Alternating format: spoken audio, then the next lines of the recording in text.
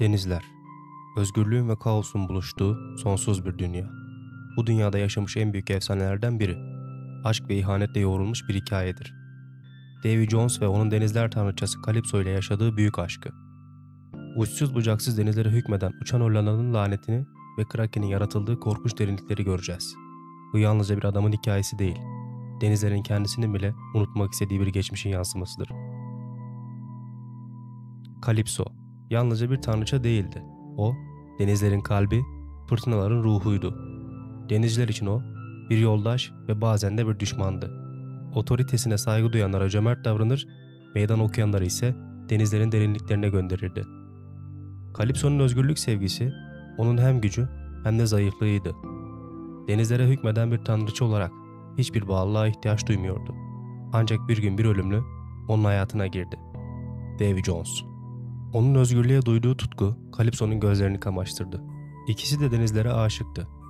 Bu ortak tutku aralarındaki aşkı ateşledi. Ancak bu aşk denizler kadar çalkantılı olacaktı. Davy Jones yalnızca denizleri seven bir adam değil, aynı zamanda bir kaptandı. Cesareti ve kararlılığı onu diğer denizcilerden ayırıyordu. Calypso bu ölümlüye bir teklif yaptı. Sen, denizlerin ruhları arasında bir rehber olacaksın. Uçan Hollandalı'nın kaptanı olarak ölümsüz olacaksın.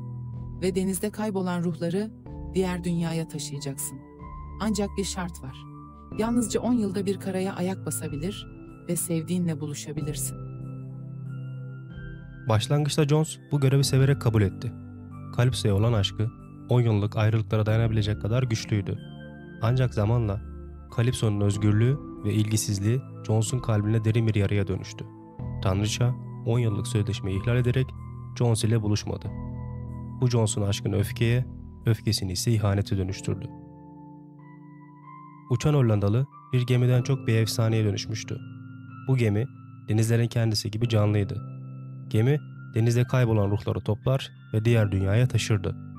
Ancak kaptanı lanetlendikçe Hollandalı'nın mürettebatı da denizin bir parçası haline geldi. Zamanla insanlar geminin yaşayan bir kabus olduğuna inanmaya başladı. Mürettebat, Davy Jones'a hizmet eden denizcilerden oluşuyordu. Çoğu sonsuz yaşamın cazibesine kapılarak Jones'un tarafına geçmişti. Ancak bu anlaşma onları denizde bütünleştiren ve ruhlarını Jones'a bağlayan bir lanete dönüştü. Davy Jones yalnızca denizlerin kaptanı değil, aynı zamanda bir korkunun efendisiydi. Kraken onun en güçlü silahıydı. Bu devasa yaratık düşman gemilerini parçalar, denizcilere korku salardı. Kraken, denizlerin fiziksel bir kabus olarak görülse de Jones için bir koruyucu ve intikam aracıydı. Jones, Kraken'i borçlularını cezalandırmak, düşmanlarını yok etmek ve denizlere hükmetmek için kullandı. Kraken'in varlığı Davy Jones'un gücünü perçinliyordu. Ancak bu yaratık bile Jones'un içindeki boşluğu dolduramadı. Davy Jones aşkından öylesine nefret eder hale geldi ki sevdiği kadını insanlara ihbar etti. Calypso güçlerini kaybederek bir insana dönüştürüldü. Jones ihanetinin ardından bile huzur bulamadı. Bu hareketi hem kendisini hem de sevdiğini sonsuza kadar lanetledi. Ama bir tanrıçanın ruhu kolayca yok edilemezdi.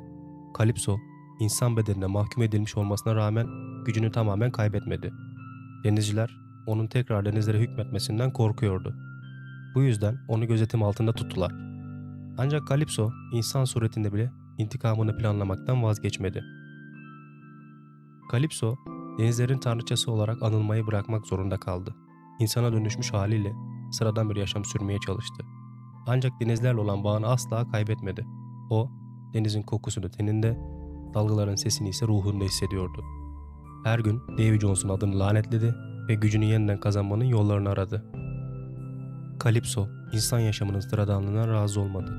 Sessizce büyüler hazırladı. Denizcilerle fısıldaşarak onların kaderlerine müdahale etti. İnsanların arasında kaybolmuş gibi görünse de denizlerin derinliklerindeki fırtınaları o yönlendirdi. Yıllar boyunca Calypso'nun içindeki intikam ateşi büyüdü. İnsanlar tarafından aşağılanmış, bir ölümlünün lanetiyle zincire vurulmuş bir tanrıça. Asla sonsuza dek sessiz kalamazdı. Calypso eski müttefiklerini toplamaya başladı. Onlara efsanevi bir özgürlük ve denizlerin yeniden doğuşunu vaat etti. Calypso'nun en büyük gücü insanları manipüle edebilme yeteneğiydi. Barbossa gibi güçlü korsanlar bile onun çekim gücüne kapıldı. Onun planı yalnızca Davy Jones'tan intikam almak değil, denizlerin üzerindeki tüm zincirleri kırarak yeniden tanrıç olmaktı. Calypso nihayet özgür kalacağı günü gördü. Yıllarca denizlerin ötesinde sessiz bir fırtına gibi bekledi. Barbossa ve diğer korsanlar onun gücüne ihtiyaç duyduklarında onu serbest bırakmaya karar verdiler. Ancak bu denizlerin kaderini sonsuza dek değiştirecek bir hataydı. Calypso'nun gücü yeniden doğmuştu. İnsanlara öfkesi denizlere duyduğu sevgiden daha büyüktü. Özgürlüğüne kavuştuğunda ilk işi denizleri kaosa sürüklemek oldu. Fırtınalar, dalgalar ve ölümcül deniz yaratıkları onun öfkesinin birer yansımasıydı. Calypso intikamını almayı başaramadı. İnsanlar ve korsanlar onun kaosuna direndi. Fırtınalar dindi ama Calypso'nun öfkesi hala denizlerin derinliklerinde yankılanmaya devam etti. İnsanlar onun bir daha asla tam gücüne ulaşmaması için denizlerin efsanelerini şekillendirdi. Calypso tekrar zincirlenmiş olsa da tam anlamıyla özgür de değildi. O artık denizlerin bir fırtına gibi yaşayan ruhuydu. Denizler onun adını anmaya korkuyor ama dalgaların fısıltıları hala onun adını taşıyordu. Jones kalbindeki acıya dayanamıyordu. Kendi kalbini söküp bir sandığa koydu ve derin bir yere sakladı. Artık fiziksel olarak ölümsüzdü. Ancak ruhu her geçen gün çürüyordu. Yıllar boyunca Davy Jones, borçlarıyla yaptığı anlaşmalarla denizlere korku saldı. Ruhlarını ona satanlar, sonsuza dek Hollandalı'nın hizmetkarı oluyordu. Jack Sparrow, Jones'un tehlikeli oyununa katılanlardan biriydi. Ama Jack, kendi yolunu çizmek için Jones'un kalbini ele geçirmeye karar verdi. Davy Jones'un kalbi, denizlerdeki en büyük güç kaynaklarından biri haline gelmişti. Kim kalbi ele geçirirse, Jones'u kontrol edebilir ya da yok edebilirdi. Ancak Jack yalnız değildi. Cutler Beckett ve Will Turner da bu tehlikeli oyunun içindeydi. Sonunda Davy Jones kendi lanetinin ağırlığı altında ezildi. Will Turner'ın elinde kalbine saplanan bir hançerle öldü. Ancak Jones'un ölümü yalnızca bir son değildi. Denizlerde ruhu hala yankılanıyordu. Laneti Will Turner'a geçti ve Hollandalı'nın yeni kaptanı oldu. Davy Jones'un ölümü denizlerin lanetini sonlandırmadı. Onun mirası Will Turner'a geçti ve uçan Hollandalı eski görevine döndü. Ancak Davy Jones'un efsanesi denizciler arasında anlatılmaya devam etti. O yalnızca bir kaptan değil, denizlerin unutulmaz bir parçasıydı. Bu, denizlerin en büyük aşk hikayelerinden biri. Davy Jones ve Calypso. Aşkın ölümsüz olduğu kadar lanetli olabileceğinin de bir kanıtıydı. Peki bu karakter nasıl ortaya çıktı? Davy Jones'un adı ilk kez 1726'da Daniel Defoe'nun Warriors Voyages of Kaptan George Roberts eserinde Davy Jones'un dolabı terimiyle geçer. Davy Jones'un dolabı, denizin dibinin denizler için ayrılmış kısmını ifade eder. Çünkü Davy Jones, denizci argosunda denizin ruhunu temsil eder. Boğulmuş denizcilerin ve gezginlerin son dinlenme yeri olan okyanus uçurumunun metaforudur.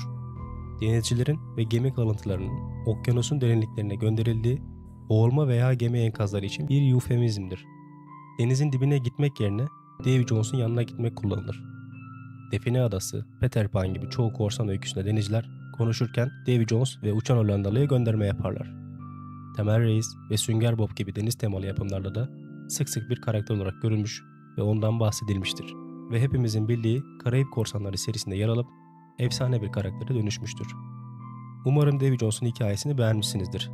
Like atıp abone olarak bana destek olabilirsiniz. Bir sonraki videoya dek hoşça kalın.